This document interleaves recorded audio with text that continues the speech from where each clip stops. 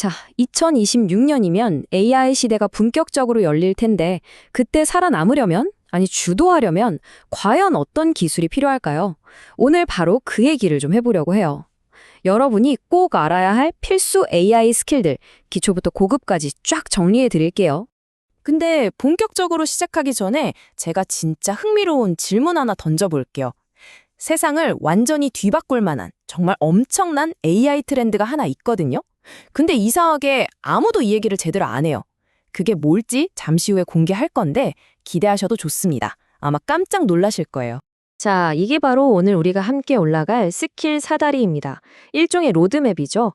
기초 기술부터 시작해서 나만의 AI 에이전트 만들기, 그리고 오픈소스, 코드 없이 코딩하는 법, 마지막으로 미래는 어떨지까지 이 순서대로 차근차근 밟아 올라가 볼 거예요. 자, 그럼 첫 번째 스텝부터 시작해 볼까요? 가장 중요한 모든 것의 기초가 되는 기술입니다. 나중에 아무리 화려하고 대단한 걸 하려고 해도 이 기본기가 없으면 사실 아무 소용이 없거든요. 이 말이 진짜 딱 맞지 않나요? 생각해 보세요. 전설의 명검이 손에 있어도 그걸 어떻게 휘두르는지 모르면 그냥 쇠막대기일 뿐이잖아요. AI도 똑같아요. 지금 우리 손에 쥐어진 이 엄청난 AI라는 도구를 제대로 다루는 핵심 기술, 그게 바로 프롬프팅입니다. 좋아요. 그럼 어떻게 프롬프팅을 잘할 수 있을까? 제가 오늘 여러분을 그냥 평범한 사용자가 아니라 상위 2% 안에 드는 전문가로 만들어줄 비법 2가지를 알려드릴 건데요. 그 첫 번째가 바로 이겁니다. 타이니 크랩스 프레임워크. 이게 뭐냐면 완벽한 프롬프트를 만드는 5단계 공식 같은 거예요. 먼저 AI한테 뭘 해야 할지 명확한 과제를 주는 거죠.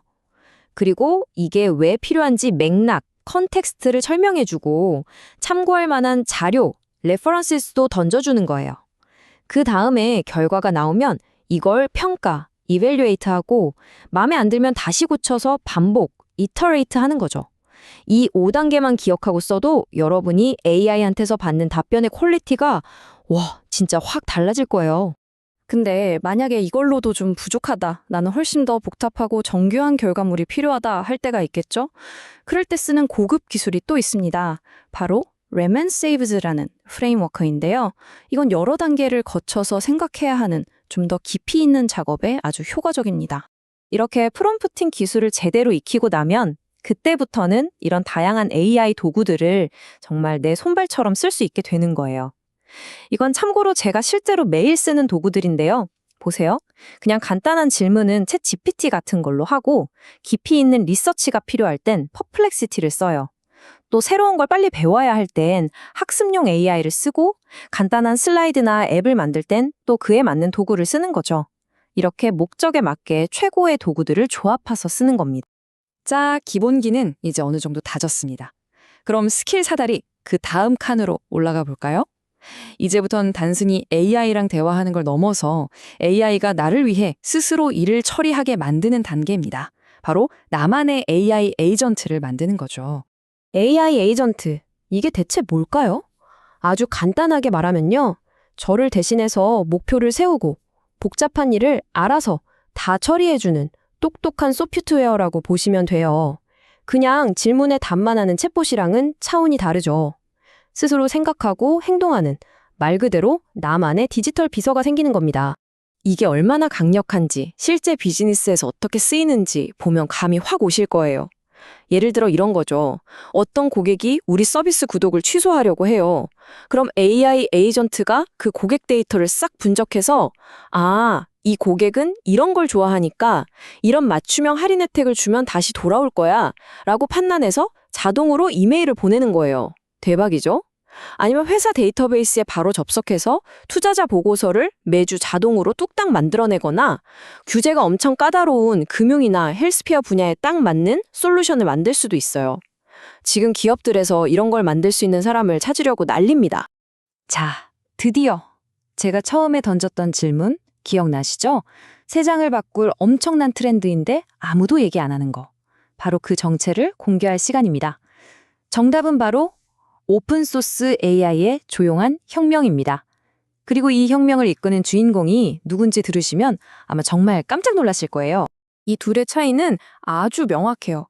우리가 흔히 쓰는 챗 GPT 같은 건 클로즈드 소스, 즉 특정 회사가 기술을 꽁꽁 숨겨두고 독점하는 방식이죠. 반면에 오픈소스는 뭐냐? 말 그대로 설계도를 세상에 전부 공개하는 거예요. 이게 왜 그렇게 중요하냐고요? 일단 비용이 비교도 안 되게 저렴해져요. 그리고 내 마음대로 고쳐 쓸 수도 있죠. 특정 회사 눈치를 볼 필요도 없고요. 자유도가 엄청나게 높아지는 겁니다. 사실 지금까지는 오픈소스가 자유롭고 싸긴 해도 성능이 좀 아쉬웠어요. 그래서 다들 울며 겨자 먹기로 비싼 클로스드 소스 모델을 썼던 거죠. 그런데 바로 얼마 전에 이 AI판 전체를 뒤흔드는 정말 극적인 사건이 터집니다. 바로 이겁니다. 이 그래프를 보세요. 딥식이나 QN 같은 중국에서 만든 오픈소스 모델들이 갑자기 성능면에서 기존의 최강자들을 막 따라잡기 시작하더니 심지어 일부 영역에서는 뛰어넘어버린 거예요. 생각해보세요. 공짜나 다름없고 내 마음대로 쓸 수 있는데 성능까지 최고 수준이다? 게임이 완전히 바뀌어버린 거죠. 이게 얼마나 큰 변화냐면요. 실리콘밸리 최고의 벤처 캐피털인 A16G가 공개한 통계인데 진짜 충격적입니다. 자기들한테 투자해달라고 찾아오는 AI 스타트업 10군데 중에 8군데, 무려 80%가 중국산 오픈소스 모델을 기반으로 제품을 만들고 있다는 거예요. 이 거대한 흐름의 변화, 이제 좀 느껴지시나요? 자, 그럼 다음 스킬로 넘어가 봅시다. 이게 또 정말 흥미로운데요. 바로 코딩을 한 줄도 몰라도 누구나 AI를 이용해서 실제 작동하는 제품이나 서비스를 만들어내는 능력입니다. 이제 AI 코딩 도구는 더 이상 개발자들만의 전유물이 아니에요. 이 표를 보시면 코딩 경험이 전혀 없는 사람도 그냥 말로 웹툰 만드는 앱 하나 만들어줘라고 하면 AI가 알아서 앱을 뚝딱 만들어주는 그런 시대가 이미 왔습니다. 물론 전문 개발자들은 이런 도구를 이용해서 작업 속도를 막 10배씩 끌어올리고 있고요. 말 그대로 이제 누구나 개발자가 될 수 있는 시대가 열린 거죠. 자, 이제 우리가 올라온 기술 사다리의 마지막 칸입니다. 지금까지 현재와 아주 가까운 미래를 봤다면 이제 조금 더 멀리 2026년 이후를 내다보면서 앞으로 필수가 될 두 가지 키워드를 짚어보면서 마무리해 볼게요. 첫 번째 키워드는 멀티모달리티입니다. 이건 뭐냐면 AI가 이제 글만 쓰는 게 아니라 이미지, 영상, 심지어 음악까지 다 만들어내는 능력을 말해요. 특히 요즘엔 똑같은 캐릭터를 영상 여기저기에 일관성 있게 등장시키는 기술이 엄청나게 발전하면서 미디어 산업 전체가 들썩이고 있죠. 그리고 두 번째는 바로 AI 안전성입니다. AI가 이렇게까지 강력해지다 보니 필연적으로 따라오는 질문이죠. 이 엄청난 힘을 어떻게 하면 안전하게 또 윤리적으로 통제할 수 있을까? 이게 앞으로 우리 모두에게 가장 큰 숙제가 될 겁니다. 스파이더맨에 나오는 유명한 대사죠. 큰 힘에는 큰 책임이 따른다. 정말 지금 이 시점에 이보다 더 잘 맞는 말은 없는 것 같아요. 우리 인류는 이제 AI라는 역사상 가장 강력한 도구 중 하나를 손에 넣었습니다. 이제 남은 건 이 힘을 어떻게 현명하게 사용할 것인가, 그 책임에 대해 진지하게 고민하는 일뿐입니다. 자, 오늘 우리는 AI가 우리 손에 쥐어준 정말 놀라운 도구들을 쭉 살펴봤습니다. 제대로 질문하는 법부터 나를 대신해 일하는 에이전트, 세상을 바꾸는 오픈소스, 그리고 코딩 없이 무언가를 만드는 힘까지요. 보세요. 도구는 이미 우리 앞에 다 준비되어 있습니다. 모든 준비는 끝났어요. 이제 남은 건 여러분의 선택입니다. 이 강력한 힘으로 당신은 무엇을 만드시겠습니까?